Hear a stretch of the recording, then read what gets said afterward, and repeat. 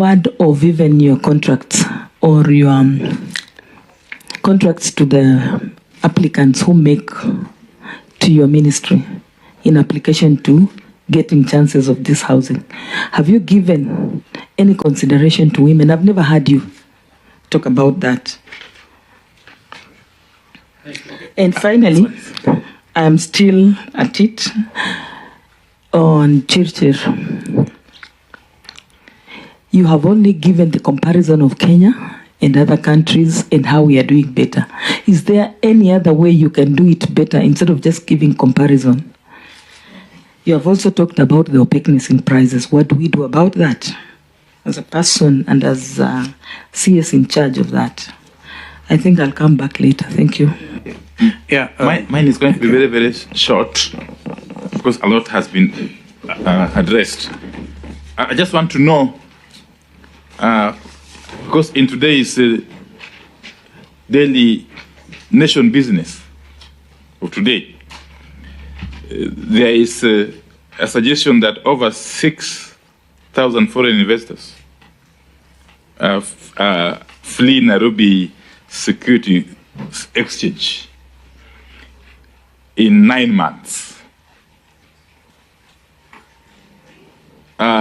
Is this true? And if this is the case, what could be the cause?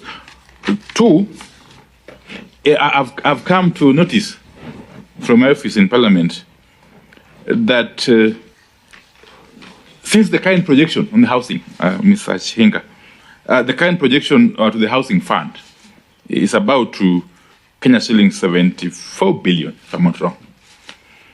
And yet there's a proposal to reduce this by about Kenya shillings 10 billion in the current supplementary budget. If this is true, what would be the basis for this reduction, since you have still declared that this housing levy is going to continue? How is it being reduced midstream? Yeah. Then, what is the current collections to the housing fund? Yeah, that's the point for us to know. Yeah. And what framework are you putting in place? Then why is it the case that the value of the Kenya shilling is equally depreciating against the other East African currencies? Try to break it down to me. Assume I'm just a layman who doesn't understand those fundamentals. Okay? Yes. Now, finally, Professor Ndungu, of course, as a scholar, assume for the last 10 months or so, it's now a year actually, since the coming into being of the current administration, when all is said and done, and after all the experiments, if I may call them so, yeah, now, what in your view is working and what is not working? And what can you possibly consider doing to address this issue of high cost of living? Because as you know, it's one issue that won't be swept under the carpet very easily. It won't. Okay? So can we leave this meeting with some practical suggestions or recommendations on what the government is going to do to reduce the cost of living? Or do we give up and throw our hands in the air to Meshindwa? Then the people can decide for themselves what to do. Thank you. Well done. I think Senator Mgen, and then would we allow Bilo to try and make it? I think you can be very brief, yeah? Okay. Yes, thank you, Chair. Now, the first one is to CS Energy. From the table that I have before me, fuel lands at a cost of 123. When you add taxes, it goes to 217. And it seems taxation on fuel can have an impact on tax collection. I read last week that KRA has missed its target on fuel by 1.2 billion in the first quarter of 2023-2024. And that's a negative effect on our desire to collect taxes. Now, CS, this is the statistics. That's the real position on the ground. What should be the way forward, bearing in mind also that these high taxes have a very high cost, a very high impact on the cost of living. Number two, this issue of subsidy related to the 80 shillings that Kenyans pay as a tax per liter of fuel they consume. They understand it, subsidy is a measure the government puts in place to lower the cost of fuel or the price of fuel so that you cushion the general public. Now, we all agree that the cost of fuel is beyond the reach of many Kenyans as we speak. Some countries like Mexico, President Lopez is using subsidy to cushion the citizen. Doesn't the government feel the pain of Kenyans, the suffering of Kenyans, to consider this issue of subsidy? Now, to the CS Treasury, this process has been very consultative, CS Ndungu. This is maybe to CS Ndungu and housing. Now, listen to the situation on the ground. The chair of public service told us that because of this sudden increase in taxes, including what you are calling an investment on housing levy, civil servants are undergoing serious depression. And those are the Kenyans you tax to give service. They are undergoing serious depression. These are the statistics from the public service itself. About 12,532 is that about 17,000 of the public servants are earning less than 1/3, and they will never benefit from this very ambitious housing development agenda of UDA. So they are not going to be able to take mortgages for the houses you are building. Now, two proposals have been put on the table. The first one is the public service itself, and these are policy shift even as we are waiting for the court case. They propose that to cushion these poor public officers, you consider housing levy to be taxed at basic, not gross. That has come from the public service itself, control of budget, and parliamentary budget office. The second one is even more, I think, maybe controversial and reasonable. The public service argues that this investment you are doing, there are a number of public officers who have already taken mortgages, and you cannot force them to take another mortgage. Their payslip can't take that mortgage. And the public service is proposing that they should be exempted from this additional housing levy so that you give relief to them and boost their performance. What would be your comment? If you permit me, I will ask Biro Kero. Biro Kero, we have worked together before in anti-corruption, and the statistics that we have as Kenyans is that Fuliza has grown spontaneously since the launch of the Asla Fund. How do you explain this when the government has opined that the Asla Fund has been fairly successful? And then maybe finally, there is a comment that was made here by the controller of budget that at times we budget for corruption. This is to you, CS Treasury. Now, state corporation budgets, really, according to the control of budget can be a conduit for corruption on government money. That being the problem, CS, what would be your recommendation on the way forward? Because the people who have spoken here have said corruption actually contributes largely to the high cost of living. Then the El Nino allocation, CS, has this money been spent or it's lying somewhere? Thank you. Thank you. I think we can now begin answering sessions, but not before I make just a small comment. You know, I was not here the day Margaret Nyakango made her confessions, or so to speak, but I find her confession to be a typical Kenyan problem.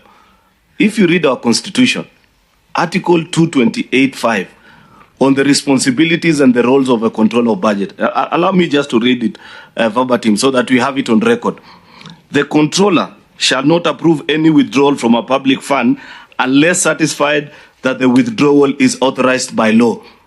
So here you have the person that the Constitution has given the responsibility of ensuring that any withdrawal from the public kitty is her mandate. Then she comes before the committee and tells us, I have seen this being budgeted elsewhere and I don't know how money is being lost. Surely, with that confession, I thought probably we should have asked her to resign.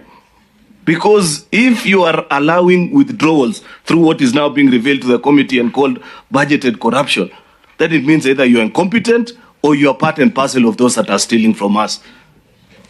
Information. Order. Yeah, and order. Honorable Chairs, there's a statement which is circulating attributed to the CS for National Treasury. It's dated today. It's a statement in response to the allegations by the controller of budget. I just wanted to answer Professor Ndungu, perhaps address the issue in your statement, because it has just come before us now, on page 2, where you claim that for financial year 2022-2023, approved budget for personal allowances for the office of the controller of budget was Kenya shillings 7.3 million, which was reduced to Kenya shillings 700,000 in the supplementary budget. Yet actual expenditure was only Kenya shillings 50,000. And now come this financial year, you still go ahead to budget for Kenya shillings 7.5 million. What would have informed this budgeting if the previous financial year, the only expenditure was 50,000 shillings? Down from a budget of 7.3 million. Is this what Nyakango was talking about? Finally, thanks. Yeah, and I think I will answer that, Your Excellency, because I think we are looking at personal allowances and salaries differently. Yes. So I have itemized that. Yeah. Yet, Prof, before you answer, I want us to lift the work of this committee beyond incriminating other people, because we may not have the ability, unless we call them for come and respond. I think there's a principle in law which says at some stage, let the laws lie where it belongs or where it is. I would therefore, I know that Aaron feels very strongly about this, but I think we need to be able to moderate even ourselves, because there'll be things which may be unpalatable. We've heard of new and old state capture.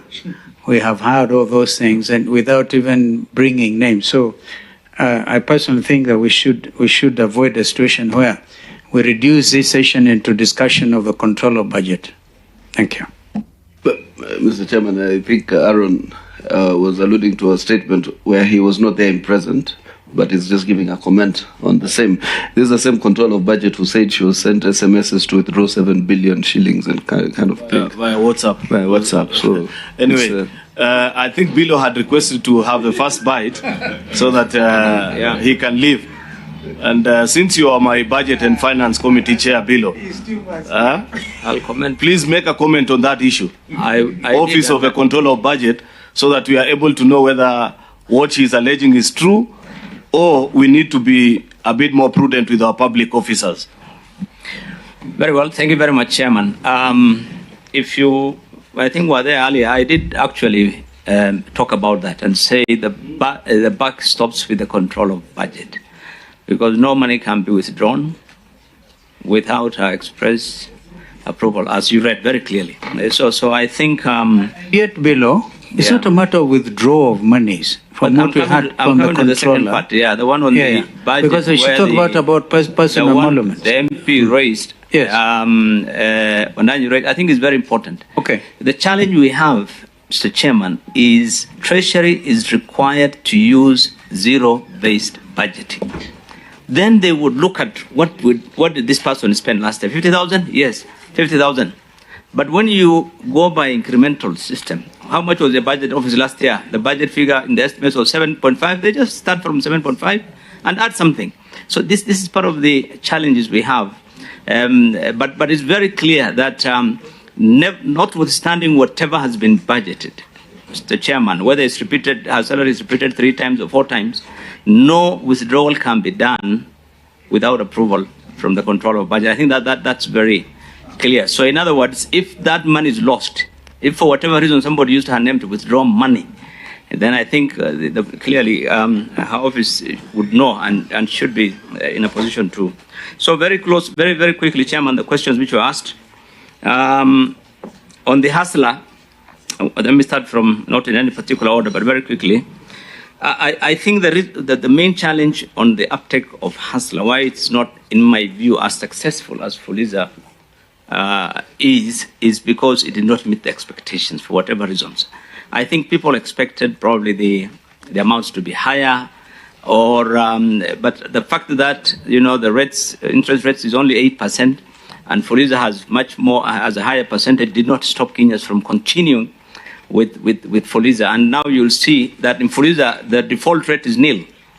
With Hustler the default rate is 20%, and the uptake is low. And this is why Treasury, I think, probably was able to reduce it to 5 billion. So I think probably the expectations people had from government on a lighter note, I heard C.S. Ndungu say he's actually a member of Hustler Fund. Well, I think he does that as a minister responsible, maybe to monitor the uptake or whatever. Yes. But I think Mr. Professor Ndungu cannot be that kind of a hustler. But it's important that we take note, underline what the CS Treasury said about market. Let us incentivize the markets to do their work. If we really looked at what Fuliza is doing, and government looked at, start with Fuliza and probably looked at some of the challenges, they would not need to allocate money to do Fuliza's work. If government looked at incentivize the housing, the construction, the contractors, in terms of tax remissions, in terms of granting bank facilities or lower, bank, so I think then you would not have needed Kenyans to be taxed, 1.5 plus 3% to fund housing. I think the market thing, Bwana CS, Treasury, if it is important that you put your foot down on your colleagues, that let us not try and do everything as government, because that money will come from taxpayers and we don't have the money. On the IPP, Mr. Chairman, I only want to comment and say that there was a very, very good report in September last year on the independent power purchase agreement by the task force, the presidential task force. We need that one to be implemented. It will address all the challenges we have discussed here. Do we have the political will to implement that power purchase agreement task force report, which was very clear, and eminent Kenyans actually spend a lot of time coming up with what needs to be done to address that matter.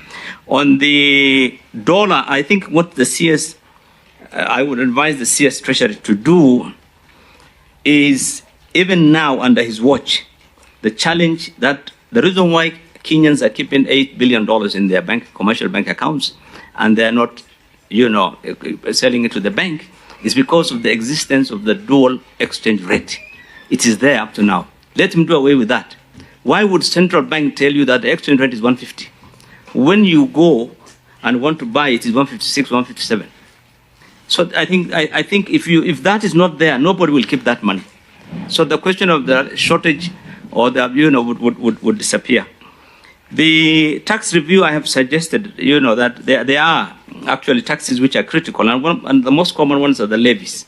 These levies are called levies, but they're in forms of taxes, and they're not being used for the purposes for which they were originally intended. This is why I said some of those levies need to be reviewed and need to be removed, really, and they're not adding value except making the cost of production higher. And the ones for fuel has been mentioned, for example. And the ones I have mentioned, things like the one for Agricultural Food Authority, the one RDL, Railway Development, which really is not being used to service that loan, and so forth. So I think those are some of the taxes that, in my view, needs to be reviewed. Then on the market, the dollar is still on the dollar. I heard the CSA. This thing was managed, but let me tell you, in any country, because of external shocks, to insulate the economy, the manufacturers and businessmen and everyone from sudden volatility, any country you go in this world, central banks do intervene in the exchange rate to avoid that sudden volatility. It is normal. If, for example, the shilling today goes to 200, central bank cannot just sit and wait. Tomorrow, people who are doing businesses, there'll be chaos. You have to try and go to the market, and this is what I think has been happening in the past, and I think that can still happen. But what we are seeing is that there's need to really address that issue. My worry is that government of Kenya seems to depend on IMF.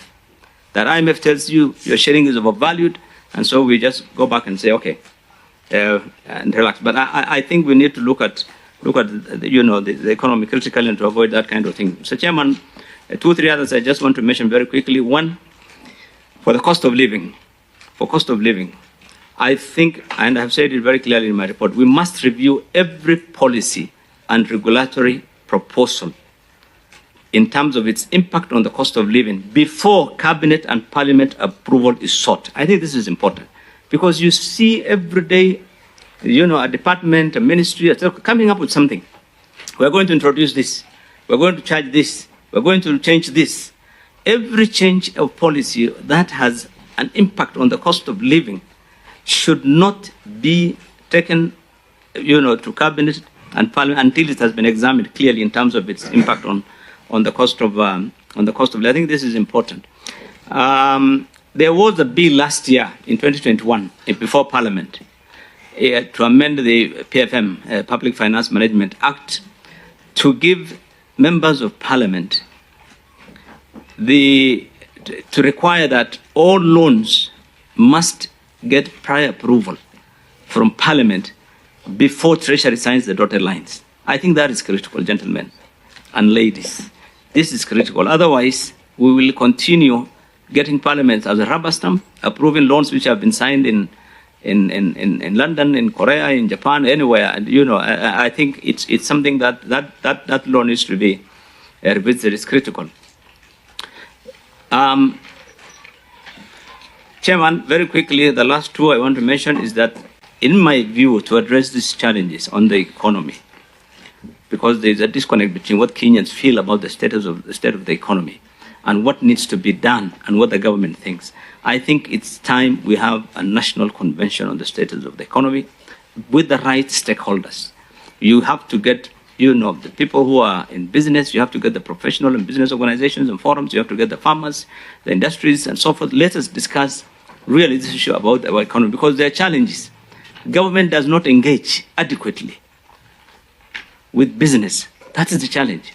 And so we can't just, as government, come up with rules and regulations and then businesses feel there sometimes. And there are sectors where people are engaged, but I think there are many, and there's benefit. It will give government an opportunity also to listen. Listen to the farmers.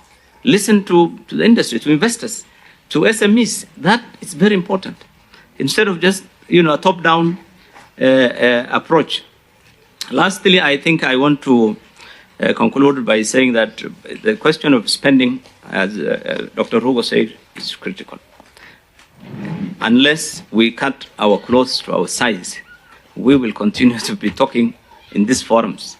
And I think the argument by Treasury, and I heard what the CS said, that we cannot just, which expenses will be cut. I think clearly what we know is that if you take a pen and paper and go through the printed estimates, really, you know, there are things which are not a priority. There are things which you can defer. Even needs can be deferred so that you don't get into a bigger crisis. I think it's important we review the question of spending so that we can keep this country in one piece. Otherwise, we will go over the precipice. This is my thoughts. Thank you very much. We thank you, Honorable Okero. Do we follow that order? Yeah. We follow that order. Okay, thank you. Okay, Dr. Abram. Thank you, Co-Chairs. I was asked two questions. One, Bilo has responded to a bit, but first I was asked, is it true that 80% of Kenyans? I want to also encourage the PS for housing to refer to national statistics. He referred to documents by other people out there. We have a national census 2019, which is what we use. This is what it says. There are 12.1 million households in this country.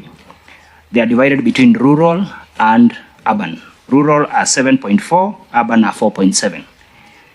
86%, that is 6.3 in rural, own their own homes. And that's the figure I was referring to. Maybe just to clarify that. Yes, 86. And if you had my comment, I was saying, what is the need in the rural areas for building houses? Because he said he has written to every member of parliament asking for land. I don't think even any MP owns land in the first place, public land, but that's a story for another day. And 21.3 in urban areas own their own homes. The rest rent. A good number rent. The question is, do they have a problem renting? Is there anything across the world? Most populations live in rented homes, rented houses. Of course, we have a challenge. Is a challenge actually that there are no houses or that people cannot afford mortgages? I think let's address the right challenge. And that's why I say I think there's still a lot to be discussed around the housing. I will not belabor that. What to do with, why say cut taxes on one side, and at the same time cut spending? Is indeed contradictory. It is not. The reason for that is that the more we discuss this as purely a revenue problem, the more we get it wrong, in my opinion. Because we seem to say all our expenditures are right. I gave an example of the state-owned enterprises. If you go through the levies, a lot of those levies and rates are charged to maintain these state-owned enterprises because they have to get some money to keep them going, because that's basically what they established, and agencies. And in my opinion, I think that it will be of value to, first of all, remember those institutions, just to take us one step back, are also playing in this intergovernmental space, where between counties and national government. Look at the number of them in the water sector. Look at the number of them, in the different frameworks, and we seem to be even creating more with the law. So there is a possibility to actually look at the efficiencies, and the Auditor General is on record, just flagging out expenditures that were not right. If you work on all those numbers, including the 2 billion that the current government has committed to confirm, whether it's true that, as per the former president, that we lose 2 billion every day. If you do the math, if you were to cursory look at that figure, 2 billion per day gives you about 710 billion in a year. That gives you almost the deficit that we are talking about. So there are options, and the options is not just going and saying, let's raid this ministry and cut their expenditure, but it has to be a mix. Look at the tax expenditures, already some improvements there. That is the amount of money we give in terms of rebates. Why not go and reduce that so that we give rebates to Kenyans in terms of and the rest is what we've talked about, the fuel. Must we charge everything? Because we are saying we are not in normal times. Yet there is something we can do. The last question, which was about KQ, I think a lot of these state-owned enterprises need to run on a business model. You don't make a profit, you don't run, you shut down. We don't go to save every other company out there. We should actually be saving, because right now, as we hear of capital flight, we should actually be working to save that. So we cannot continue to save companies that are not performing, yet performing, doing business. Kenya Airways, anybody who flies with Kenya Airways, despite the delays here and there, is fairly full. At least I have fallen. It's always fairly full. So I don't understand where the loss comes from. And it's the most expensive, just to also say, you know, so those are my thoughts, and happy to continue with this conversation. Thank you very much. Much, Abraham. We will now, I think we go to the PS, don't you think so? PS Inga, and then we come to the CSS. But even as you do so, the few houses that Kenyans have put up for themselves get demolished. That's the house, that's your department. And some of them are really very, very expensive houses. And yet we heard from Hassan Omar's Kenya Kwanza government that the demolition be a thing of the past. So what happened in Mavoko is heart-rending. Does it prick your conscience? Does it really? Yeah, just for me, I should have put this to you because you're such a marketer and I know you. So today we are not going to get you to sweat, but please think about some of those things. Now you want me to start sweating, and I think I had done pretty well. If I was to answer the questions in a methodical way from the co-chair and the majority leader, he spoke about, other than the hinges, these other items, what is the policy intervention? One, what we have done is we have identified the 69. Number two, we have standardized them. It's very, very important. Why standardization? You know, in Kenya, we don't have a standard door. We don't. Because a door in Kenya is basically the space that you leave after you finish building your house. Meaning that you must get a fundi to come and customize your door. And if we continue on that line, we will never be able to benefit from the large economies of scale. So it is important that, first of all, we standardize, and we have done the standard. We have come up with what is called a Juakali manual, which is available. We have given it to them, and with the standards for those 69 items. The next thing is to take this thing to Parliament so that it becomes now entrenched.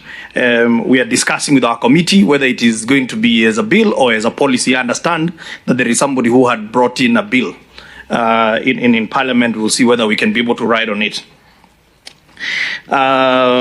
Your Excellency, the Honorable Vice Chair, I think when we talk about the housing levy being an investment in ourselves, we are actually not. We're not using it incorrectly. We are investing in ourselves. And how do we invest in ourselves? But is it a tax? You need to come out clearly. It is a tax. Yeah.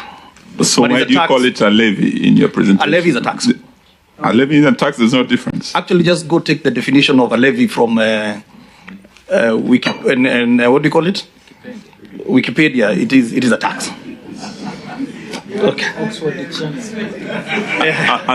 And the CS calls it an investment. It's a bit confusing. The effect is an investment. We're investing in ourselves, okay? Because we are taking that money and putting it in productive sectors that are going to be very important in the creation of jobs. But Mr. Hinga, let's be clear. You say a levy is a tax. Yes. Now, my own understanding, we've heard it from here, from various presenters, a task, if it is a housing tax, then everybody, irrespective of who they are, will be subject to that tax. Correct. To tax. But if it's a levy, then you can even go on a voluntary basis. Those who want to, because there are people, for example, who are in their 60s, going to retire, or may have retired, and they're paying a housing tax. So they ask themselves, how will this benefit me? Because I'm just about to retire. But if it is a tax, then of course they have to pay. And that is a punitive aspect that Eugene was talking about. Yeah. I think from the PS, the CS's presentation is calling it an investment. An investment can be voluntary. And, according to the priority of whether that teacher, that lawyer, that doctor, that policeman. But what is oppressive about this is that you must pay it as an employer. You know, it's cutting both ways, including people losing their jobs because they can't sustain this. Correct. Yeah. The CS didn't just refer to it as an investment. He actually qualified it further and said that this is an investment, not a tax. Yes. Please help us understand. Not a tax. Now you are contradicting your own senior colleague there. I said I'll come and rectify that because it's right up. Let me come at my turn to try and rectify that. Yeah, but as of now, we are hearing from Bwana that this is a tax. This is a tax. And in fact, just CS actually called it an intervention. You know, I heard you say it's an intervention. I knew it was a tax. Everybody knows it was a tax. When we dropped it as an issue of a saving, it was immediately communicated on Parliament as a tax. So I don't know where that misunderstanding has come from the last day of this presentation. Okay, and let's clarify. This housing levy is based on an amendment to the Employment Act. So it cannot be a tax. It is a levy, which is a tax. This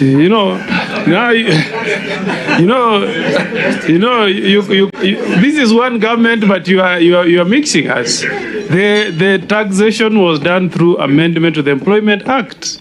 So it cannot. Yeah. All right. Which is which? I will leave the CS Treasury to handle the issue of the tax because I don't want to speak out of turn. Now, so the question was, you gave a very good example, the Honorable Excellency Co-Chair, about Egypt. And I think that's a very good example. But I don't know whether you've realized that for Egypt to be where they are today, in the year 2014, they made a determination to go on the same journey that we are starting today. They built new cities. They built, how many units they built? Is it 1 million? Huh? They've done between 700 and 1 million units since 2014, the last 9 years. So you're right. But we cannot say we now take our jobs to Egypt. Not by overtaxing Egyptians. No, there is a tax. The context was different, but please continue. I don't want you to sweat for sure. No. Sweating is biblical according to my CS. So, anyway, overtaxing is also biblical. You heard of the donkey who spoke to Balaam. I think you need to be fair to Hinga. Yeah, just let him answer the questions. Okay. Yeah, and then let the other clarities, whether it's a tax, whether it's not a tax, be given. And we then come and make recommendations as is, because we are really trying to ridicule a few things here. Yeah. So we also avoid many distractions as he's speaking, kindly. Thank you. So the journey that Egypt took is a journey that we want to take. I know a lot of people say, don't talk about Singapore. Because in the 1960s, it's the same journey they took today. 90% of all Singaporeans live in a publicly delivered house. The issue of using the levy, again, is not unique to Kenyans. We have benchmarked widely. Any country that has ever resolved their housing issues, there has got to be ring-fenced capital. There has got to be long-term capital. So that's why if you go to Mexico, and I know there are some bad examples in terms of Mexico that we have also benchmarked and seen some of the things we must avoid doing. So Mexico has the levy. If you go to our neighbors, Nigeria, they have a levy. China has a levy. We can have a whole study that is actually uploaded. If only we can download and read. The entire benchmarking study is already been given. Now, I think the Honorable Co-Chair, you asked a very fundamental question. That the cost of establishing a manufacturing plant in Kenya is expensive. Now, but I also think if that is a statement of fact, it is incumbent on us as leaders to change that. Because manufacturing does not just happen because you wish it. Manufacturing happens because you have a concrete plan. And that concrete plan must be driven by a demand for something. If there is no demand for something, there is no private sector person who is going to risk their money that I'm just going to manufacture doors and wish and hope that the houses will be built. The market, as my senior has said, it needs to be nurtured. So we are nurturing the market, okay, by creating that consumptive demand, which is then going to anchor our manufacturing and is going to give us jobs. You know, I dare say that the existential risk of our country today is this issue of unemployment. This must be in every other word that you talk about as members of parliament. We must talk about how do we solve unemployment. And sometimes we put aside our whatever caps that we are wearing so that we can, it's a patriotic duty for all of us to find a solution to this thing called unemployment. You may disagree with how I want to do it. I may disagree with how you want to do it, but let's not run away from the fact that it is a big problem. Now, some statement was made about why don't we take this money and build classrooms. And I find that quite interesting. Because which money are you taking? Because unless you're saying that the housing levy application should go to building classrooms, the reason why we have this housing levy is because there is no fiscal space. There was no other way of funding this agenda. So you needed to come up with a plan to be able to get that capital. But let me assure you, that our housing plan is not just about 4 walls and a roof. No. It is a whole ecosystem where we are building schools close to where people live. One of the reasons why we have traffic in these cities of ours, Nairobi, is because our cities have grown in an unplanned way. We have built schools in one end, we live in another end, and we work in another place. That's why we have perpetual jam. So what are we doing? We are making sure that all these homes that we are building, there is a school within walking distance. So go and look at all the affordable housing programs that we have launched. We have a school, we have a clinic, we have a market. Why? Because this is about human settlements. It's not just about housing. So I think that's a very important point for all of us to be able to appreciate. I really feel uncomfortable to try and take on my former boss, Eugene, on something that I don't think is a statement of fact. Number one, Jubilee government never abolished its affordable housing program. Never. I was a PS in charge from day one to the last day. And until the last day, we were still chasing our housing agenda. And I actually want to use this as a very good example as to why we did not succeed and why we are succeeding now. And it goes to, there's nothing that has changed in the architecture. What has changed is that right now, we have got the resources to do it. In the last government, we didn't have it because it went to court, it stayed in court. By the way, the courts never ruled. It stayed in court, it was frustrated. There were like 13 cases being opened every day. We know how it works in Kenya. But then eventually, the former president in December of 2019, I remember very well because it was Jamhuri Day. He directed that we move it from mandatory to voluntary. Now, let me tell you what the effect was. The effect was we had projected to be collecting somewhere between 6 and 7 billion a month. But between 2019 to 2022, when the Jubilee government came to an end, we had not collected more than 1.8 billion. Many years, we only collected less than 1.8. We collected less than 2 billion.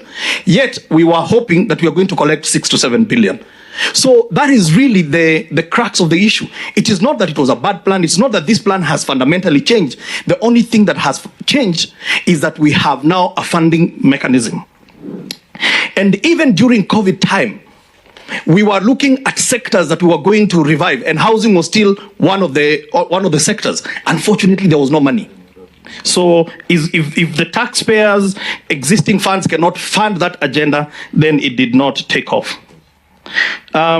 So if we go back to the fundamental reason why we are so passionate about housing, its importance in the economy, its importance in the creation of jobs, we can already see. I dare actually request this committee that next time you come and accompany me, we go to Mukuru kwa Jenga, here, meteorological site. You find close to 3,000, 4,000, 5,000 young people that are working there. Those are jobs we didn't have but we have them today. Today, we should look at any sector that is going to create jobs, and we must go for it. Kibera, by end of this month, will be having 5,000 people from the slum of Kibera working on that site. Those are people who did not have a job. When you go to Roiro, where we are building some 1,000 units, we have got over 2,000 young people working in those. Homa Bay, same thing. So I think it's important to understand the economics of housing and already the change that is happening. But it is gradual, and as we scale, you will now start to feel it. Then let me go to the Honorable Wambilinga. Wambilianga, sorry. My apologies for that. I think you're lucky I didn't exchange the R and the L there. So it will have been worse. Joking. One of the critical areas that we have looked at is targeted groups. This affirmative action, because this program is actually finally going to have us realize the social dividend that is in our laws but has never been implemented, the 30% rule. That's why when we went to Starehe, when we were launching Starehe, we took a women group from Babadogo. They are part of what is called the Build Her. And by the way, those young ladies, most of them single mothers, are building wonderful products. They are doing all our joineries and our finishes. They are doing an excellent job. As though you knew I was coming here, this morning I was just chatting with the advisor to the president on gender, because I have gone out there and said, where are the women in construction? Because we have ring-fenced it. We want the women in construction to take advantage of this particular agenda. So people living with disabilities, women and young people are a key focus on this agenda, and there is something in there for them. And so in the coming days, as we roll out, you should be able to see that we are launching all these various chapters at the same time. Honorable Wandai, who I must disclose that is a good friend of mine.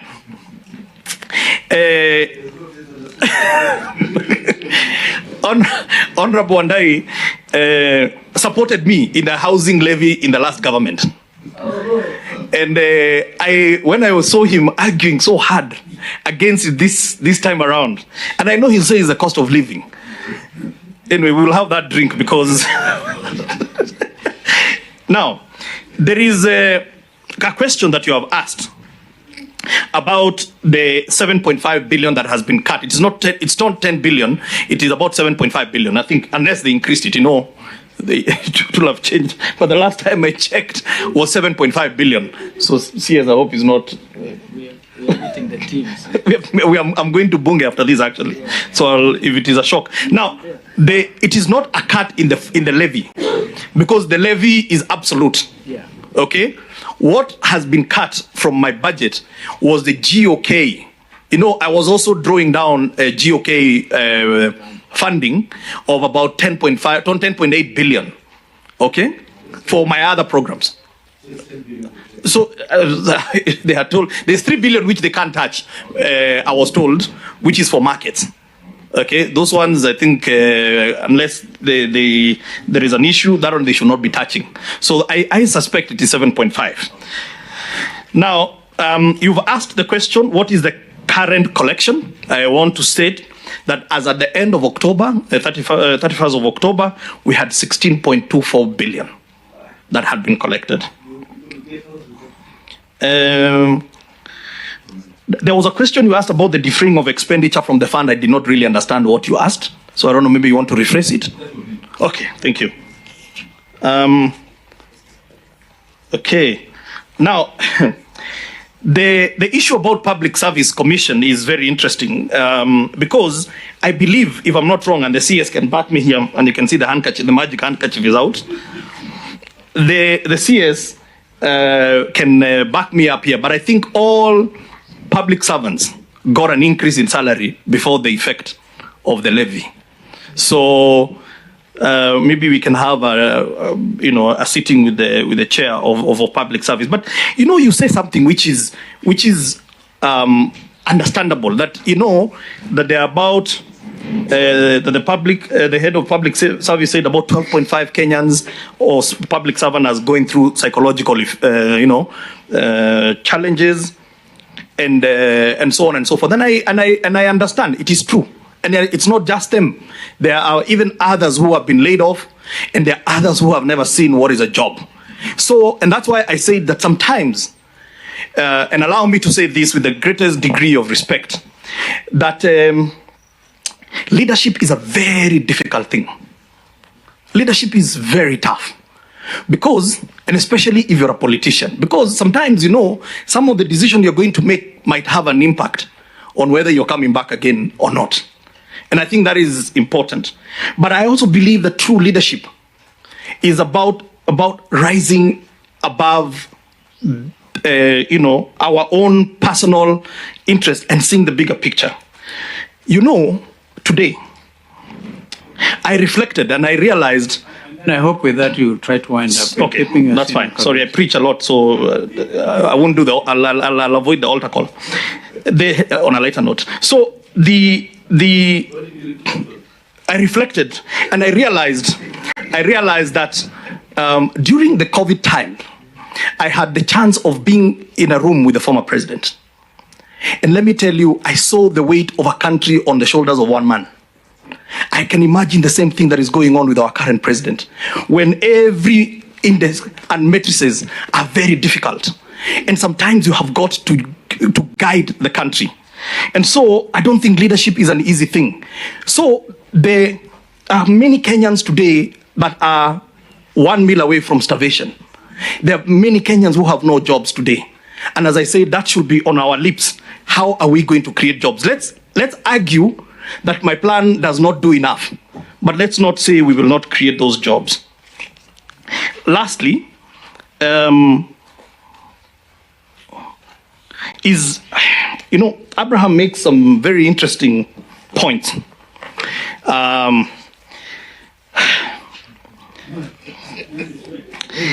Very interesting points. Now, number one, in rural areas, what is the challenge we're having in housing in rural areas? You all know. Honorable Tiende will show you every other weekend is building mud houses in Rariena, there are other places.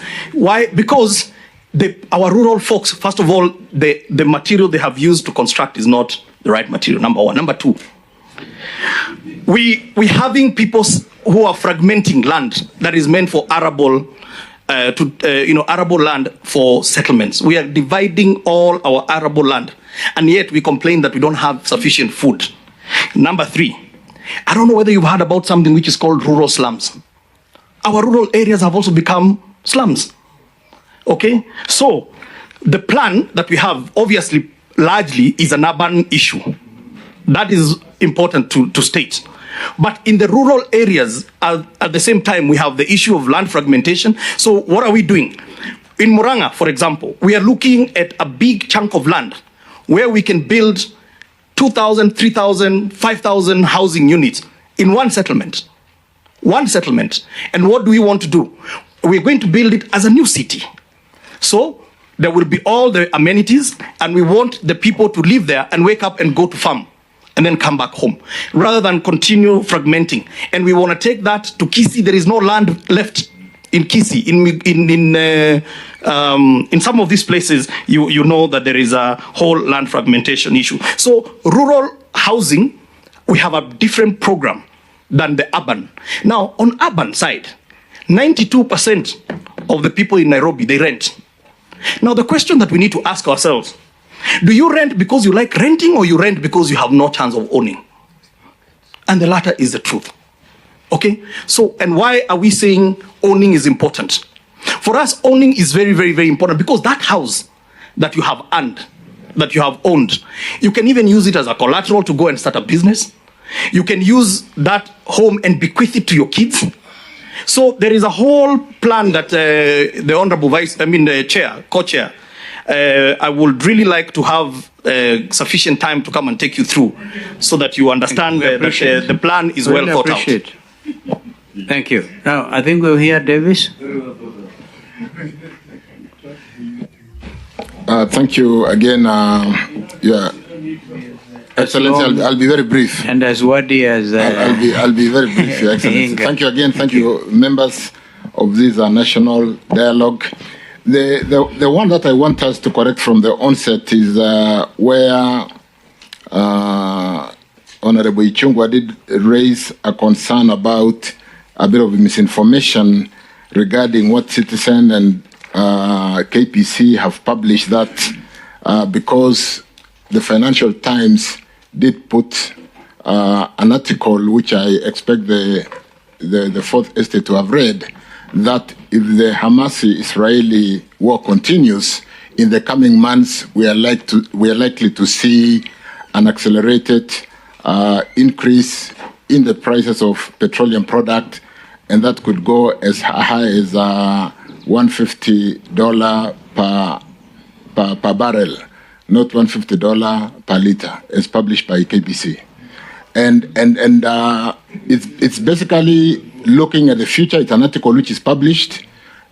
Your Excellency, it is geopolitics which we are discussing in this room today, to the extent that the pricing of petroleum products has exacerbated the depreciation of the shilling in the last short while by about 25%.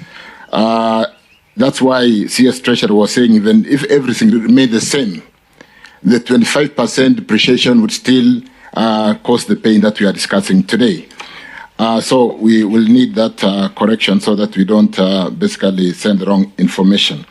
With respect to Your Excellencies and honorable members, the geopolitics which really impacted on what my colleague called the need to... the need to... Sorry, coaches, I didn't get CS Churchill clearly from what you said and what is misleading, because we also don't want to accuse the media unfairly. They've been part of this journey. They are here with us until the end of this journey. I was just listening to what you're saying. I want you to tell us what you think was misleading. To $80 to $90. And I read an article in the Financial Times the other day, because of the Hamas and Israeli war, that that the international prices could go up to $150. And that would literally mean our products going to a high of 300 shillings per liter at the pump. We hope it doesn't... Per liter at the pump. So where are you saying was misreported? Because we don't want to be unfair to our media. They are our partners. Thank you for playing that, because that's accurate. Yes. The $150, we don't buy products out in the international market on the liter. We buy on the barrel. So the $150 is referring to the barrel and not to the liter, because the product are not traded internationally on liters. It's traded on barrels. And the article, like I said, it's published in the Financial Times, and I didn't quote Financial Times, does talk to the pricing is likely to go to $150 per barrel in the coming months. And that, when you bring to the liter in the market, is likely to really continue accelerating the price to the liter at the pump. And it could go as high. And it could go as high as $300. 300 shillings per liter. This is what has been reported. And it comes quite close to what Moses Kuria said, that it will be increasing, and he put it up to 260, which is not far from what you're saying. So we don't want the media to be accused unfairly. What is misleading I think about also that? you have to be fair. I think we have corrected perceptions on the media here on many occasions that the media has inaccurately reported. When Chirchir tries to correct perception, no, because this was raised by Ishungwa, so as for him to clarify. So suddenly when they are Chirchir and Kenya Kwanza is clarifying a misinformation, it is about independence of media. Order. I understood it the same way he's just clarified it. Hassan, No. Be fair to people. No, I think Hassan, take it easy. Davis, please continue and avoid reference to Kenya Kwanza. We are here as a committee. It's not Kenya Kwanza issue. Please. Whether you are Azimio or Kenya Kwanza, you're doing the same. It is a government of Kenya issue, which is a Kenya Kwanza issue. But what he said is exactly what he has clarified. Allow him to clarify. No, he has clarified. Your Excellency, I have it here in writing. Yeah. It has been thrown out there by KPC. It is written, Energy CS Churchill says the war between Israeli Hamas could see fuel rise to $150 US dollar per liter. It is in writing. So you could also validate that. I think you have done the clarification. Let's move. So, Your Excellency and honorable members, I was basically saying the geopolitics and particularly the post-recovery from COVID is what has really, and we talked so much about the tightening of the monetary policy. In fact, if we didn't do what we did in Kenya, and which Uganda is trying to do, what Tanzania is trying to do, I bet the dollar to the shilling today will be way above 200. And I stand to be guided on that. The point here, Chair, and I'll take all the G2G questions because they've been raised by all the honorable members, so I take it in one hit. It's basically, remember, in May, June last year, before we went for elections, we were having stockouts in the whole country. And honorable members with our big cars were running around with jerrycans to stock fuel in their houses. And the oil marketing companies were arrested because we believed that they were holding petroleum when they actually did not have the dollars to offtake the product from Mombasa. At the time, Your Excellency and honorable members, we did the G2G. One company and a number of them bought the dollar at 149 as early as April. The situation was dire, let's not forget. So doing G2G for Kenya was one innovative way as an intervention. We do not expect that the tightening of the monetary policy will go on for 2, 3, 4 years. But it will be really lack of foresight for us as leadership, not like UK did not react immediately and the dollar became stronger than the sterling pound. We reacted to basically forestall the exiting of $500 million every month, like I did indicate in my earlier opening statement, by ensuring that we could delay the dollar exiting the country, allow those dollars to play in the macro areas of the economy, food security, medicine, expatriation of the profit by other companies, rewinding of the what do you call of the swaps, but more importantly, ensuring that we are able to hold the country together and kill what is still obtaining today, which is the interbank rate, which was trading at a high of 15%. You go and sell your dollars, you're given 130. You go to buy, you are told the price is 145. And that came down to a differential of about 3 shillings, which is what we know. So having said that, I think it's important to basically say it was an intervention. If the tightening of the monetary is eased today, there is no reason why we will not go back to OTS. And more importantly, our G2G trades on the platform of OTS. It is an open tender. We did have the government who was applying to compete. It is not a government to government per se, in that, like I said, it is off balance sheet. Government don't trade in petroleum. It is still traded by the oil marketing companies who work with the international oil marketing companies who are owned by other governments, and the only G2G is coming in to do an MOU and to do a framework agreement, but the commercial agreement is being left to be done by the local oil marketing companies and the international government-owned oil companies who are giving us the product. And I'm giving this background because it will be important in the context of what's happening in Uganda today. And being a sovereign state, and we've presented a cabinet paper to support what they are doing. And I want to say, Your Excellency, because you asked this question, we've worked very closely with my colleague from Uganda for the last almost 6-7 months in trying to understand and go this route.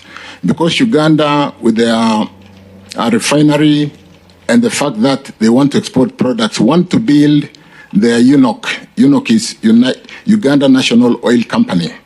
And they want to kind of get capacity to be able to handle products like the way we do in Kenya. And what has then since happened is, like we did change the regulations to allow G2G to trade, because it was only an OTS. Our regulations only allowed the OTS frame to be able to trade in this space, and we did amend our regulations. What Uganda is currently doing is amending their act, Petroleum Act, to allow UNOC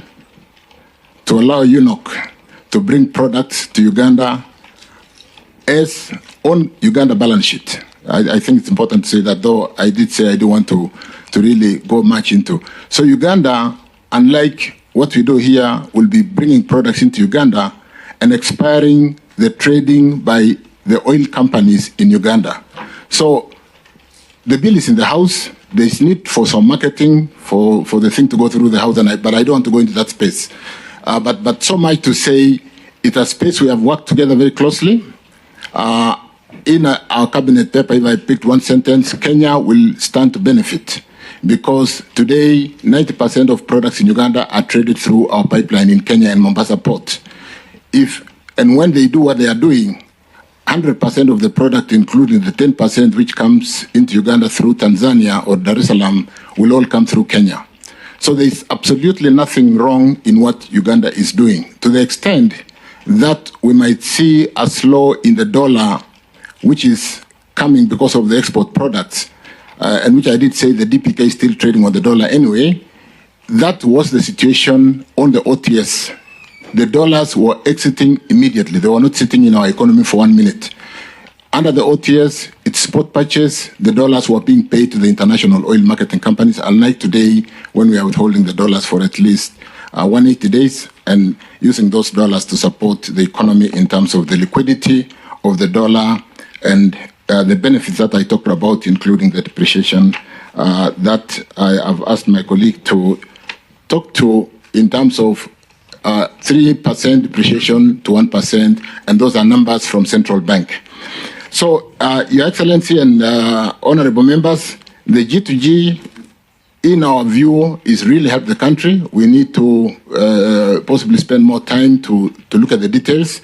As we speak today, we have brought in 42 cargoes through G2G and sitting on some 3.4 billion, which could have exited the economy immediately, and which I did say on the T-bill -2 or SOFRA -2, it is sitting in the economy, and whatever interest we earn, we are taking to the PAM to support on the depreciation of the shilling, which is also part of why the prices are going up in this time because of the challenges that we faced, like has been mentioned. The issue of subsidy, as raised by Senator Mugeni, is something that we did say we don't want to do subsidy, but we have a stabilization fund. The stabilization fund takes 5.4 shillings per litre of diesel and petrol, and that fund collects about 2.4 billion every month. That savings as a levy under the PDL regulations as provided is used during such difficult times. And last month we did employ, the current month we did employ, for example, 1.77 billion to reduce the price of diesel from what would have been 16 shillings to 5 shillings. The price of petrol, what would have been 12 shillings, we reduced it to 6 shillings, and so on and so forth. So we are conscious, Mheshimiwa, honorable members, about the plight of the cost of living, and we continue to address that and mitigate, albeit the challenge the whole world is facing today. As regarding anything else on G2G which I have not touched, and so that I can touch on power, I did ask my team to put up one slide because earlier on I didn't show the slides. I've got one slide on power. If you allow me to answer most of the questions on energy, I don't know whether I can get that up, somebody from behind here. And what do I want to say here? On energy, Your Excellency, I wish we had done the 5,000 megawatts in 2013. We didn't do it, Ethiopia did it. They are exporting power to us today. We have energy insecurity today. We have very high cost of energy because we are running diesel, like I'm showing you on that one slide. Just go to the maybe the third page. Let's look at that. From hydro today, and that's the only slide I'm going to use to answer this question. From hydro, we have an installed capacity of 784, but because of the hydrology, it is performing at 68% at 532. So So we don't have some 250 megawatts because of hydrology. And in the lower slide, you'll see Masinga developing 0 today. We don't have water in Masinga. In geothermal, it's developing at 80% because of some maintenance and upgrades going on. That is what is helping us. Look at thermal. Thermal is developing 92%. The most expensive power plants are what is running the economy today. So if we had our geothermal developed, we can even expire the geothermal today. How can you expire it when it is what is running the economy? But it is running at 30 shillings, at 40 shillings, at 50 shillings. Look at wind and solar, the place we praise very much. At peak hour, there is absolutely no solar in the evening, during the peak. And that is why we talk to Your Excellency, the storage. We need storage so that we can store during the day and use it during peak hours and so on and so forth. Look at what I've just talked to. Ethiopia exporting power to Kenya, 200 megawatts, because we didn't develop our own. And we have gone there to ask them to sell us more. Because, let's see the final slide. Look at Masinga developing 0 and going all the way down. Let's go to the the totals. And what do I want? Those are the solars not developing. Let's see the totals at the bottom. I wanted to see the 2,136 capacity of available capacity. And today we need 2,000, almost 2,200. So we are already energy short, and that creates a problem. We cannot avoid running the diesel engines. That is where we are. The available capacity today is 2136 during peak hour. We need about 2170, which we don't have. So we are not in a very good place. We are working around the clock to bring some of the geothermal, which are almost on. We've got, of course, the moratorium that I talked about earlier. But Your Excellency, let me also say, during the visit of His Majesty, the King, a few days ago, we did talk to High Grand Falls. We've got investors from the UK, and High Grand Falls, 700 to 1,000 megawatts is high on the agenda. There is funding for that. We just have to do what we must do to walk the journey to make sure we get the right pricing of energy. But that is on the radar, and we are working on that. Let me also say on the cost of power that, Honorable Member, 65% of the revenues Kenya Power collects is used to compensate generation, power generation.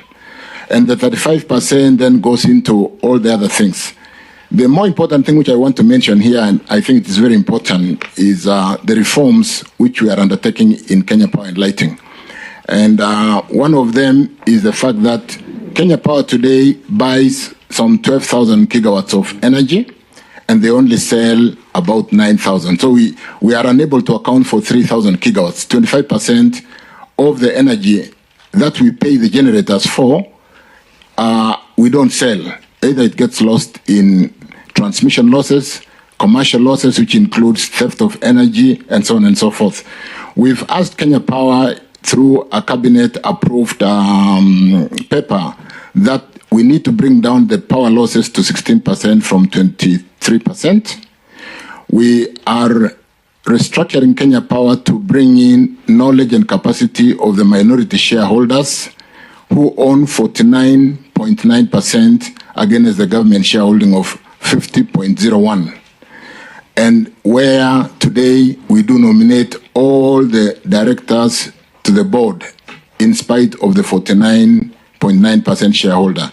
So we're going to be doing, we have amended the articles of memorandum and articles of association, and very shortly, I think on 10th of next month or this month, 10th of this month, we'll be having a special AGM to adopt the amended memorandum and articles of association that will then be used to bring 4 directors to represent the minority and 5 directors to represent government, and therefore infuse the capacity of the business people who have invested in Kenya Power to make sure that the governance issues are addressed, all these power losses are addressed. We are also restructuring their balance sheet to get a better debt equity ratio by moving assets which ordinarily should under the what you call the decoupled, or what do I want, the word I'm looking for is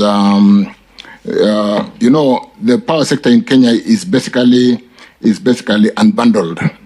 We have the generators, we have the transmission, and we have the off-taker. Kenya Power is an off-taker is still doing transmission today. And some of those assets which are sitting in their books should go to get track of the transmitter. We do the bookkeeping and ensure that we get a debt equity ratio that can give them a healthy balance sheet that can go to the market and do what it must do with the infusion of the capacity in management, having introduced the minority shareholder. But more importantly, World Bank is then coming in to give us a delivery-based facility that will ensure that for all these deliverables, they are able to support us to address some of these things so that we can truly achieve the 16% power losses, working down to ensure that you do not pay for losses, because at the moment we pay for up to 25% of power losses, which is really lost in the system because of poor network, transmission, commercial, or theft of power, and so on and so forth. I want to beg to stop there, but yeah, thank you. Thank you. We thank you, Waziri Davis. And now go to CS Dongo. Thank you very much. And I do believe that there are several questions that have been shared. So let me stick to how they have come through, and then I hope I'll be efficient. And the starting one was with Mheshimiwa Kimani Ichung'wah, the majority leader, and he talked Can I just add one so that you can clear the air? Okay. As far as Kenyans are concerned, that did you get government-to-government help with regard to fertilizer? Because we heard it from President Putin when he hosted the Africa-Russia summit, that he gave so many tons of fertilizer to Kenya. It's a matter that has been in the public domain. It'd be good to hear if upon receipt of the same was a value addition or something, or whether, because it must have come in as a grant. I think it's good that this is also be explained. Thank you very much. I'm going to get an answer to that, because I know we had G2G. We started with getting fertilizer from Morocco, and the whole idea was to negotiate the price, and the entry price was what the farmers were paying. We even provided to KTDA, the tea farmers. So it's something that, let me get an answer whether we got, that was a complicated time for that part of the world. The first question was by the leader of majority. The issue is state-owned enterprises and the whole issue of duplication and rationalization. I think you can imagine, Your Excellency, from 2009, when the new privatization law was created, we have not privatized even one institution. It's a whole, can I say, depressing issue that the privatization law was supposed to remove the SOEs that are the government doesn't need, leave those that are just going to be strategic for purposes of helping the market. Now, we are happy that the Parliament has actually approved the new privatization law. Prof, again, just on that, the need for oversight by Parliament is an issue of concern, even as you privatize. So please, just take that into account. Thank you, Your Excellency. I think Parliament will always oversight virtually everything. But I just wanted, because I think the rules of the game will still have to be made by Parliament at the end of the day. But I wanted to say the new mode of privatization allows some diversity in terms of what you're dealing with. We are not saying that the Parliament will not be involved. The Parliament will be involved. I've listened to some even frontier works in this area in some countries, like Indonesia, for example. And you can actually bring together all the SOEs in one kikapu, and you can rank them. These are the high performing, these are the medium, and below here are the laggards. And you actually transfer their management, not ownership. And you can now then pick up as they become profitable. You can cherry pick in terms of what you want to privatize. And because there are diverse ways of privatizing, this is the route that will go. For us, you can imagine the kind of transfers we make to SOEs. You can imagine the savings. So essentially, this is the journey that we're taking now that the law is in place. Tax regime, I think, again, the next question was tax regime and whether it will be used in the next finance bill. That is what we are working hard to, because we want to make sure that we are well grounded, both in terms of theory and practice, and we make sure that we come up with a tax system that is going to give us that is going to be with us for a long time. What are we looking for? We are looking for a tax system that is sustainable. We are looking for a tax system that is predictable. We are looking for that tax system that is going to give us value for money. Let me give you, for example, one point about the flavor of the current tax system, for example. One of the analyses they have done on VAT, for example, is that 18% of the total VAT goes to refund, VAT refunds. Okay, 18%. Out of that 18% that goes to VAT refunds, 95% goes only to two products: bread and milk. You can imagine the next question I ask some of my researchers: who buys milk from the supermarket and bread? Can we have a chat? Anyway, I don't want to go beyond there, Your Excellency. I think you can see what are we trying to do. If 18% of the VAT goes to refund, 95% of that refund is taken up by two products. Then we have to ask, let's find out those who are taking those products. And anyway, that's another level. But I just wanted to, that's a flavor of why we really need to reform. The third question I was asked was about when we talk about corruption, and I tried to decompose this in terms of greasing efficiency and also state capture, or what we call illegal extraction of economic rent, because I wouldn't say corruption. But the most important thing here is that we want to ask ourselves, there is an institutional failure problem, but we have to fix it. Let me give you an example. Some years back, I don't want to tell you when, but you remember when. There was a declaration that any uniformed police officer can stop a vehicle on the road, isn't it? You remember that? What was the reaction by the market? Standardize the bribe to 5 to 50 shillings. So there is no question asked. Matatu stops, it just gives 50 bob and continues. That is pushing institutional failure problem to the next level. I observed this on the road myself. I'm sure you also observe. So you can see we need to step back and come back and say, let's force our institutions let's push our institutions to operate the way they are supposed to operate. I was asked the question about the disequilibrium in the macro space, which also contributed to the nominal exchange rate movements. But also, I think my friend Udai had asked also why Tanzania and Uganda is not the same. They did not interfere with their market. You know, the bottom line is this. When you affect the non-tradable prices, even now, even like this morning, I was still looking at our structure of non-tradable prices. They are still pushing. They are still not yet finished the adjustment process. They are still pushing for the exchange rate depreciation because they are showing there is a disequilibrium. It's a good example of, we used to talk about many years back, the resource problem, the natural resource problem. You know, there are some years that the government was the only investor and it was investing in non-tradable sector.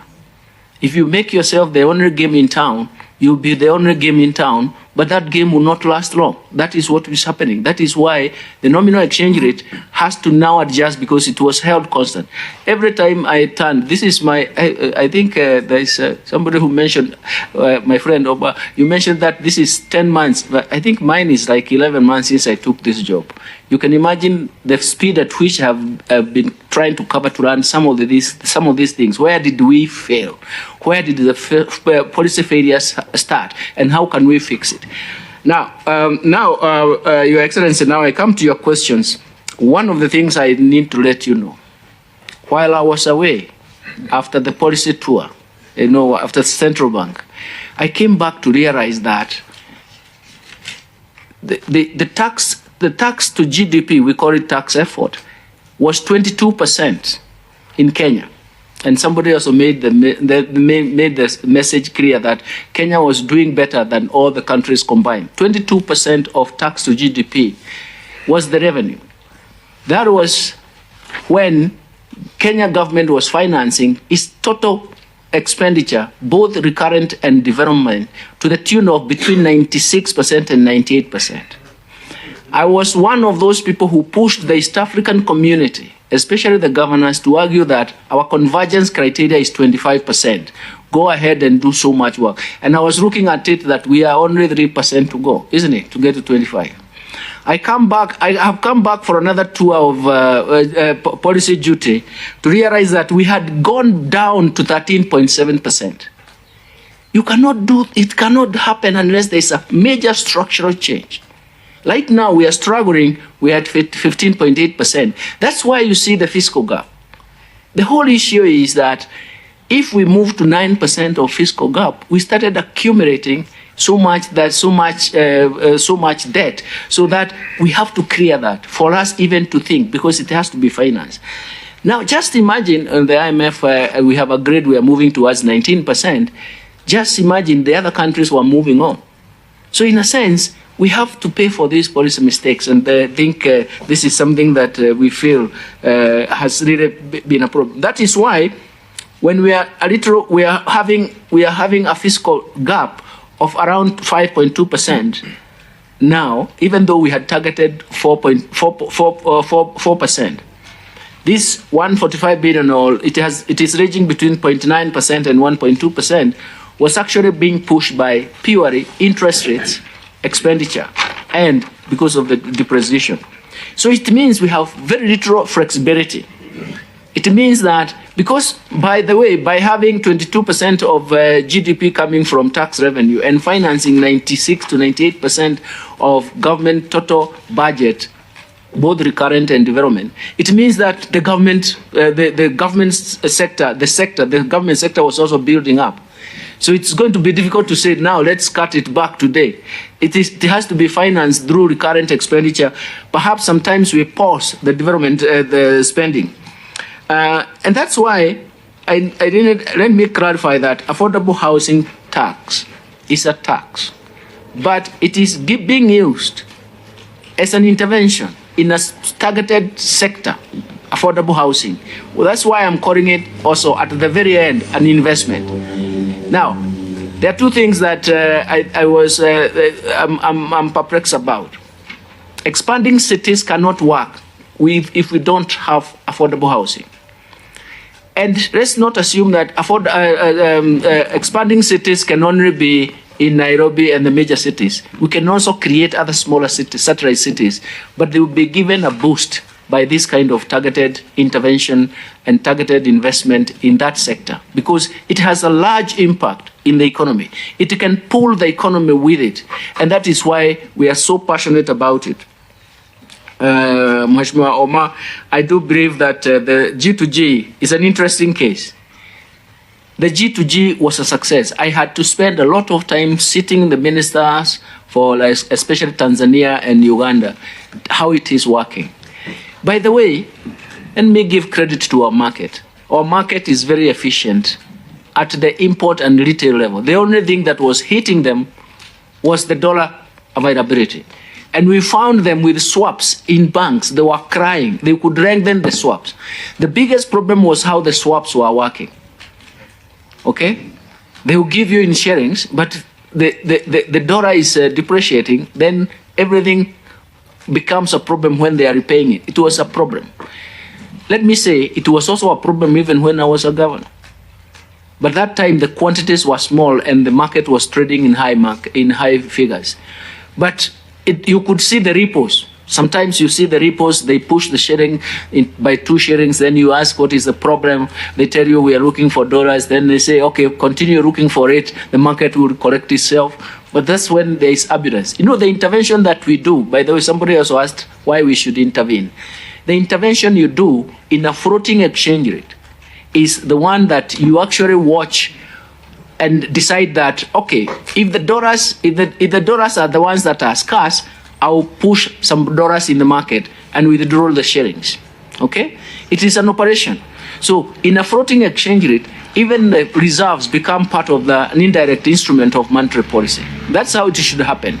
If the dollar is becoming the dollar is depreciating because there's so much dollars in the market, you suck the dollars and you push the shillings out. Those are the interventions that markets believe.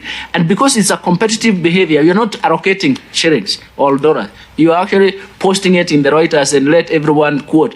It disciplines the market. Don't forget that in markets where repeat purchases is a good game, it works to discipline the market. And that's why the G2G is good. But you see, let me come back to our market. We are only lifting the oil and coming to the supply, and then the market takes off. Okay? So we are just helping that, and us is a framework agreement. They decide what.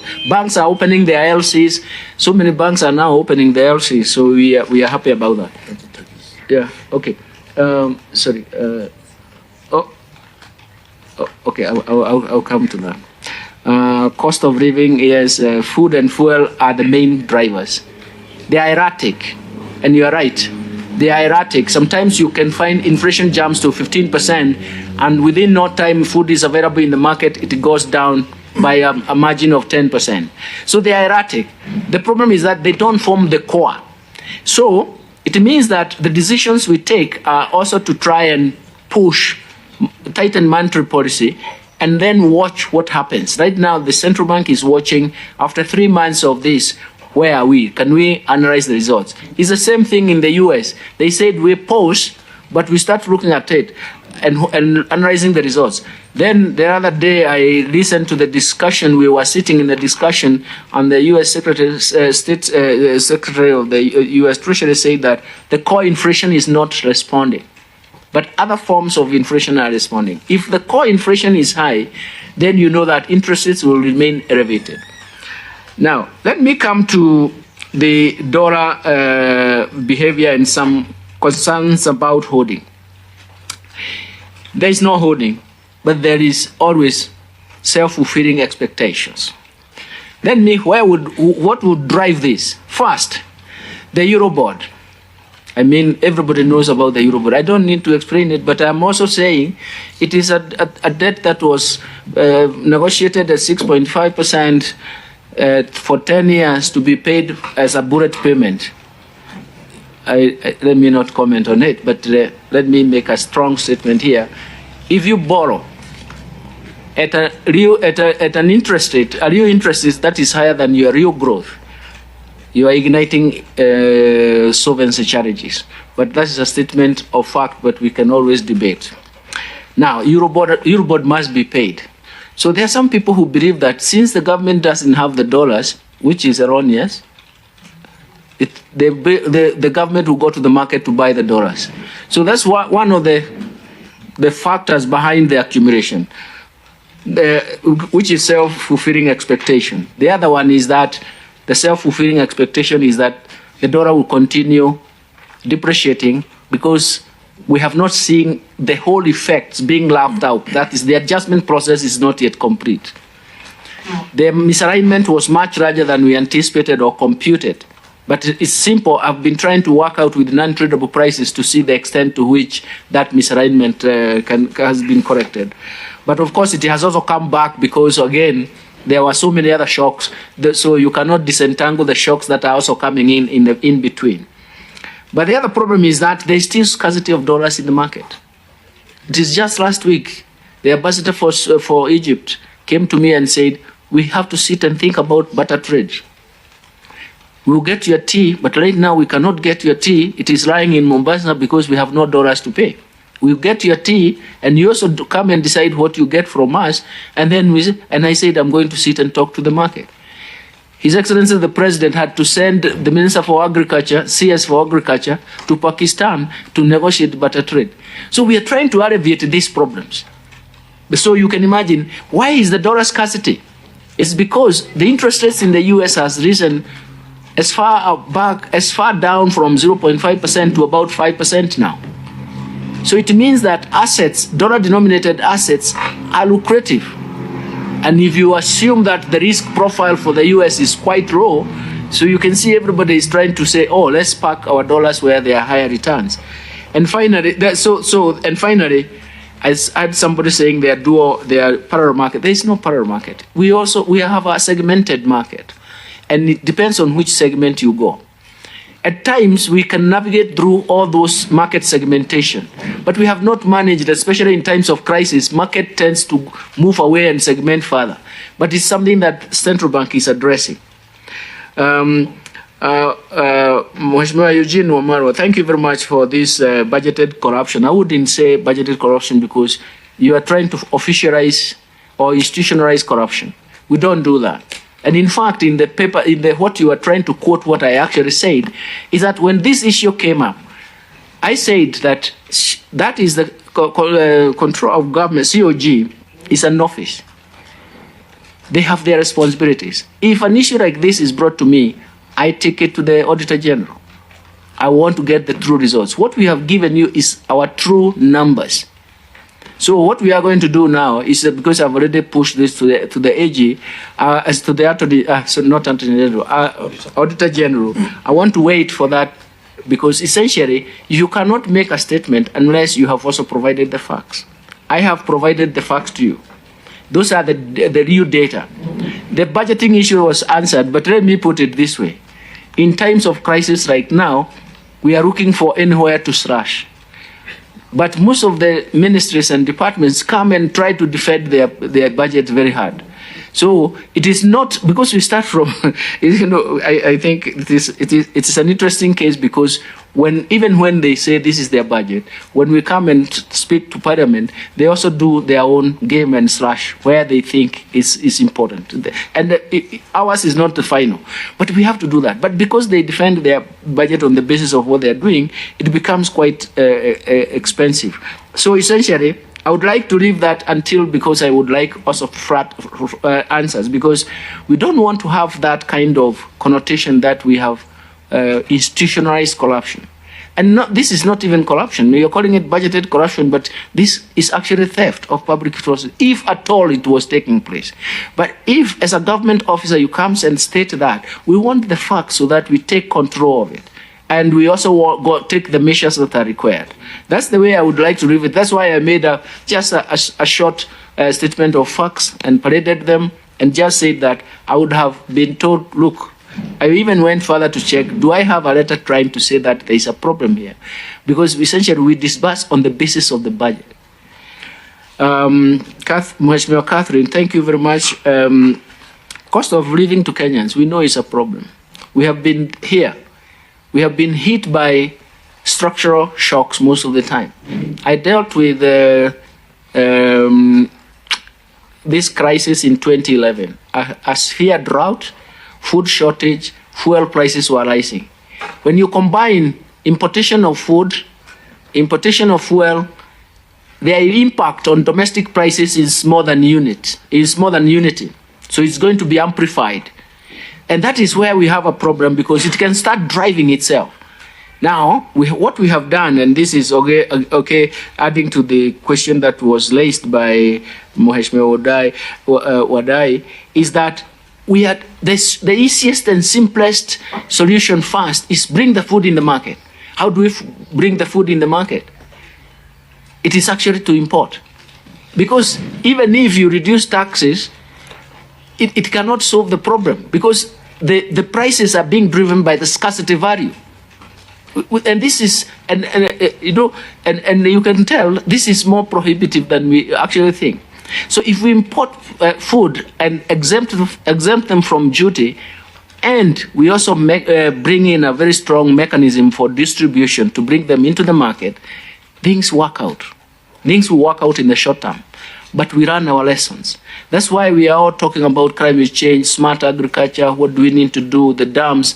In fact, talking to the World Bank, the new World Bank president, he's talked about we need a big bet for climate change. We start looking at land, looking at agriculture, looking at irrigation and smart agriculture. That will solve the whole problem. It's a whole system of so many things that we really need to do. You are right, Mheshimiwa Udai, again. I think the market has let us down. I've been looking at the market, for example, for the for public sector debt. That is bond market in the trading. Again, I left that market very vibrant. I even was championing for savings and development bond for 30 years. So we not only have to look at NSE, what is happening, but also how bonds are trading. Because I think I've called the market, especially regulators, we sit and discuss this. We may have started being beaten a long time ago, but we want to reverse this tide. And you are right, your observation is correct, because essentially, if you are trading your shares and there is no predictive behavior, or there is what I may call conflict of interest in terms of how the market is allocating those resources, that market will not survive. And market is our savior here. And that is a very important issue that we need to bring up. So, from the combination of what I said earlier about where we were in terms of the government, the size of government, the taxation, tax to GDP, and how it has declined, we have retro space, we have no fiscal space, even to change direction. Somebody even asked me, where is the money for El Nino? When we went to discuss the El Nino and the emergency response, the first thing I said is that we have to have 3 lines of defense.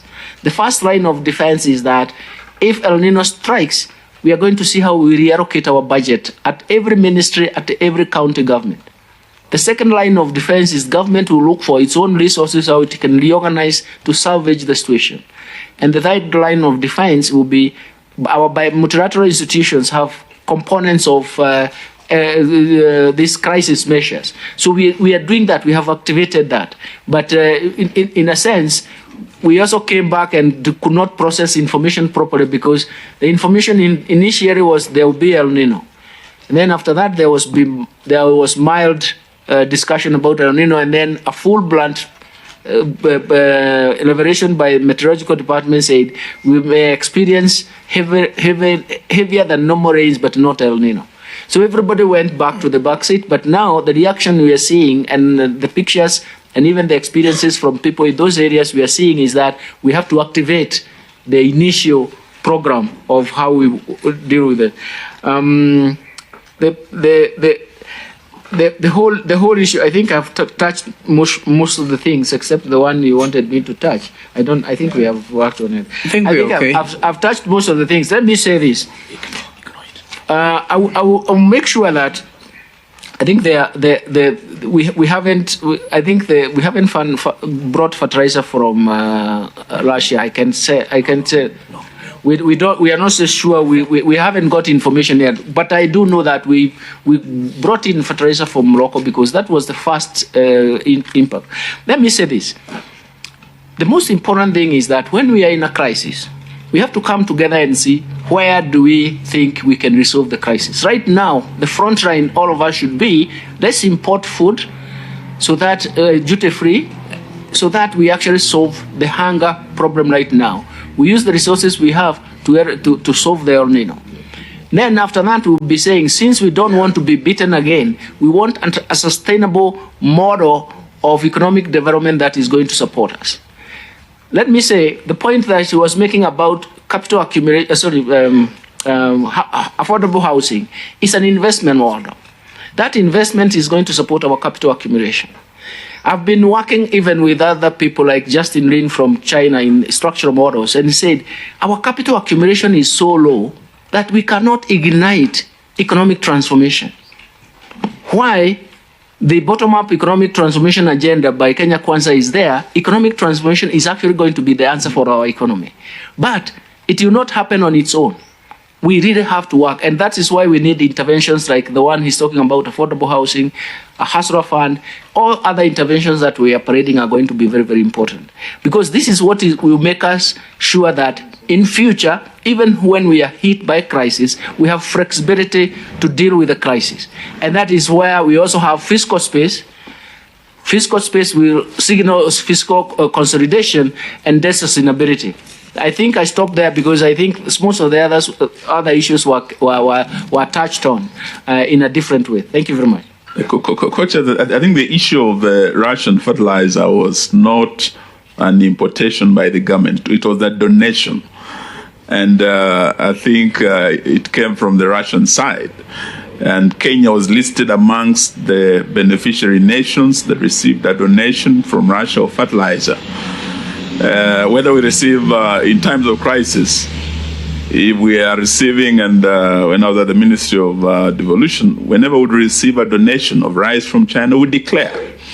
Has this been declared? Has it been confirmed? I will refer it to the Ministry of Agriculture, and I will come back to you, Mheshimiwa Wamarwa. You come back to us, Prof. Yes. You will not come back to okay, I'll come back to you because I don't have that information. Thank you. We were trying to get to the minister as we were sitting here. In fact, the figure, if I correctly remember, was 34,000 metric tons. Yeah. Okay. Excellency, just one last thing. If you do, I know we're all tired. Professor, you said that this whole thing of the G2G was supposed to add dollars into the market. So by Churchill's own submission, you have therefore put about $3.4 billion into the market by deferred payment. Number two, you're saying Pakistan and Pakistan and Egypt, which is the biggest importers of tea, are saying we don't have dollars, so they want you to barter with them. So is this dollar crisis nearing an end anytime soon? Thank you. Actually, we wanted to save dollars, not to add to the market, because essentially the export sector was demanding so much dollars every month. In fact, every month it was like, can you intervene? Can you give us reserves? That's what they were telling the central bank. So we wanted to save that situation so that, one, the volatility it was creating was massive. Two, the quantum of dollars it was now buying, even though they will come back through sharings and then again transform, was quite massive. That's one aspect. The second aspect is that we are still in a dollar global shortage. And that is why countries like Egypt and Pakistan wanted to do better trade. If you look at even the Eurobond for Egypt, the way it's trading, last week I checked, it was trading at 24.3%. It's a crisis. Just imagine how your Eurobond is trading at we went to 18% and we have come back to 12.4%, but we are still screaming. You can imagine them, they had to go to the market regardless of what was happening because they had to salvage that. Okay, so, I think we need to bring something that we can solve. We need to bring this to a conclusion. Are you sure, Eugene? No, just a clarification, because Prof said about the issue of importing more food. But we are aware, and I think Senator Omar referred to it. We had about 24 billion that was, allocated for importation of food through KNTC, and somehow we never felt the impact of reduction of price. In fact, they were selling the imported food higher than the local, and many Kenyans consider it a fraud. What do you have to say about that? Actually, we haven't got all the foods that were earmarked for importation. That is why the impact has been slow to be felt. But some of us who go to the market, we can see that the impact has been positive. The whole issue is that, for example, I have some people telling me that they had all the consignment of rice from India, but India just crossed selling any rice outside the market. And this is, again, information that's out there. They are now trying other countries. The whole idea is that most of them thought that they would get some of these products from the Comesa market. But then it has become problematic.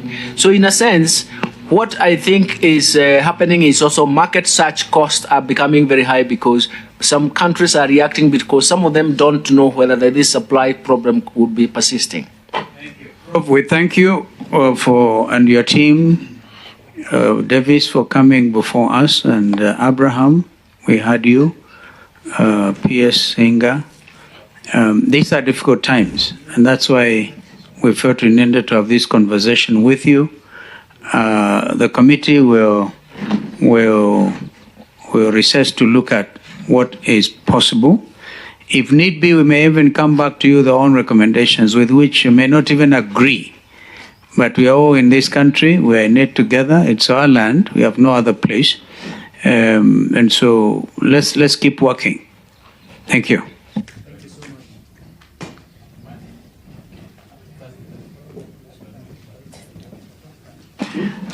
We had agreed on our own work schedule, so we meet on Thursday.